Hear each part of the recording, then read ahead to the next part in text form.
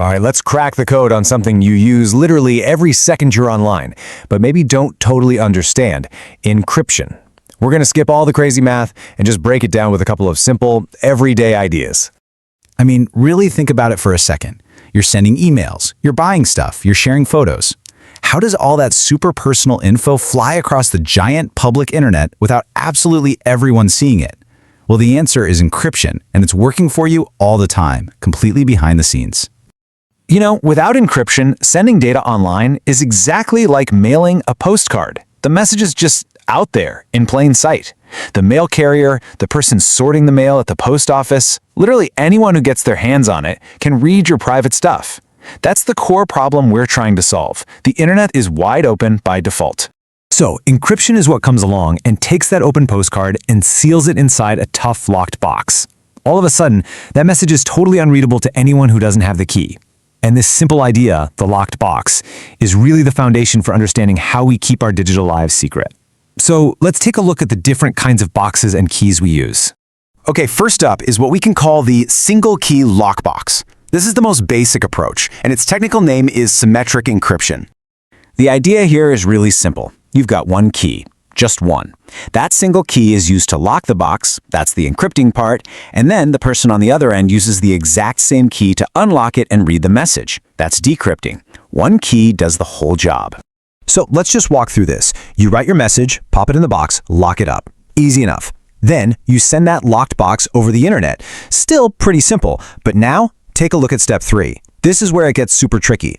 You have to somehow get a copy of that exact same key to your friend without anyone else grabbing it along the way. And that is the huge, glaring problem here. It's the Achilles heel of this whole method. I mean, if you just send the key over the same open internet, someone could intercept it. And if they have the key, well, they can open every single locked box you send. So getting that key from one person to another securely is the biggest challenge. Now, the strength of this whole system comes down to how complex the key is. Way back when, an old standard called DES used a 56-bit key. That sounds like a big number, but for today's computers, it's actually pretty easy to break.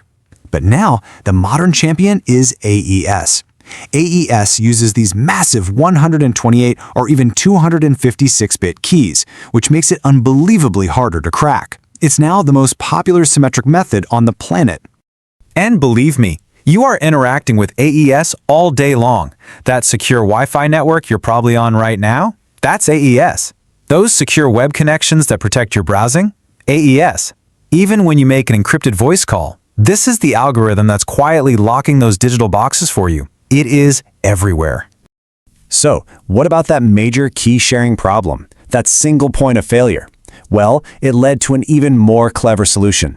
Something we'll call the unbreakable mailbox, or, as the pros call it, asymmetric encryption. Okay, this is a truly brilliant idea. Instead of one key that everyone shares, asymmetric encryption uses a pair of keys. They're two totally different keys, but they're linked together by some really cool math. One of them is only for locking the box, and the other one, a completely different key, is the only thing that can unlock it. So here's how it works. Think of your public key like the open mail slot on your own personal mailbox. You can give that out to everybody. Anyone on Earth can use your mail slot to drop a locked message into your box. But, and here's the magic, the only thing that can actually open that box is your private key, which you never ever share with anyone.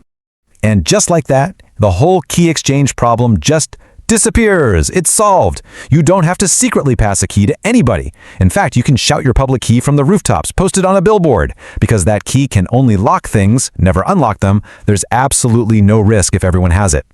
So where do you see this in action? Well, every time you see that little padlock icon in your browser's address bar, that's asymmetric encryption working its magic. It's also the tech behind security signatures, it's what makes VPNs secure, and it's how you safely access all your stuff in the cloud. It's really the foundation of online trust. Okay, so we've got our boxes and our keys. But what happens when you have a huge amount of data to send, like a whole movie file, or your entire hard drive? You can't just cram it all into one box. You have to pack it in a bunch of smaller, organized chunks. The official rules for how you do that packing are called cipher modes. Yeah, a cipher mode is basically just the instruction manual for the encryption process. It tells you exactly how to take a big pile of data, break it up into neat little blocks, and then encrypt those blocks in a very specific order to make sure it's as secure as possible. It's like having different strategies for packing. You wouldn't pack fragile dishes the same way you pack clothes, right? And choosing the right packing strategy, the right cipher mode, is absolutely critical. For example, you wouldn't use the same method for a file that's just sitting on your hard drive as you would for a live video stream that's happening in real time. The main takeaway here is that context is everything. Different modes are optimized for different jobs, whether that's protecting data at rest, data in motion, or making sure your Wi-Fi is safe. So we have these amazing digital locks and keys protecting all our secrets. And right now, for all practical purposes, they're unbreakable. But that does leave us with one final, pretty big question to think about. As our computers get faster and faster, and with things like quantum computing just over the horizon, the tools to break these locks are also getting stronger. The race between the code makers and the code breakers never really ends. So you have to wonder, how long will today's unbreakable actually last?